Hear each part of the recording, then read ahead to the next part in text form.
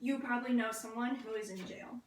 If you are lucky enough to not know someone who is in jail, congratulations, you are part of the minority in the United States.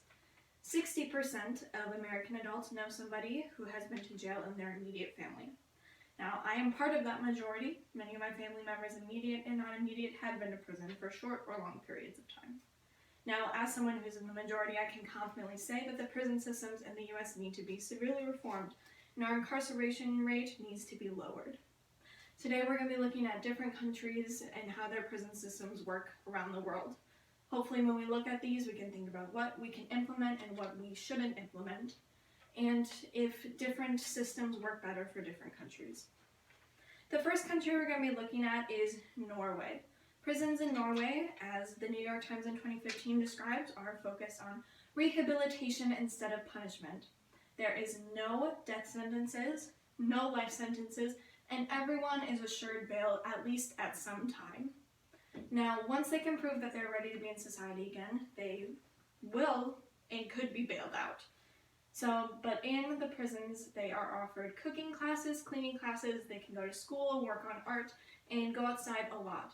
They even have own TVs in many of their rooms, and everyone is very sanitary, and all the guards are trained in mental health services. Now, this seems to work for Norway as crime rates are extremely low. The next country we're going to be looking at is Malawi. So, Rachel Banning Lover in The Guardian 2016 said that Malawi's prisons are overcrowded and unsanitary. Now, this is because of lack of resources and money that Malawi has. There is some effort to keep prisoners safe. Men and women are separated to avoid rape, but as there are lack of resources, there are many riots, lots of people get injured, and they're not very cared for. The next prison system we're going to look at is the prison systems in Canada. Now, Canada also has an incarceration crisis, as Indigenous people are 10 times more likely to be incarcerated, and 60% of people who are incarcerated are denied bail. There's also a lack of access to education, resources, and sanitary products for Indigenous women.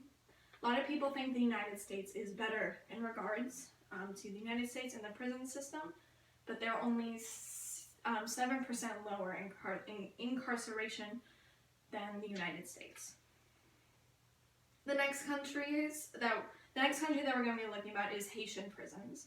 Haitian prisons, as Kelly McLaughlin in the Daily Mail 2020 said, are very, very unsanitary, and people are very crowded. There is a lack of education, a lack of sanitary products, and there are very many riots and dangerous lives for the prisoners. Now, men and women are not separated in an effort to avoid rape. In fact, many cases of rape happen by the guards themselves. There isn't a lot of effort to keep prisoners safe, and this is because of lack of resources, but also as part of the issue happens to be the people who are running the prisons. The last prison systems we're going to be looking at are the ones in Russia. Business Insider 2016 said that Russian prisons are one of the most high-functioning and high-security prisons in the world.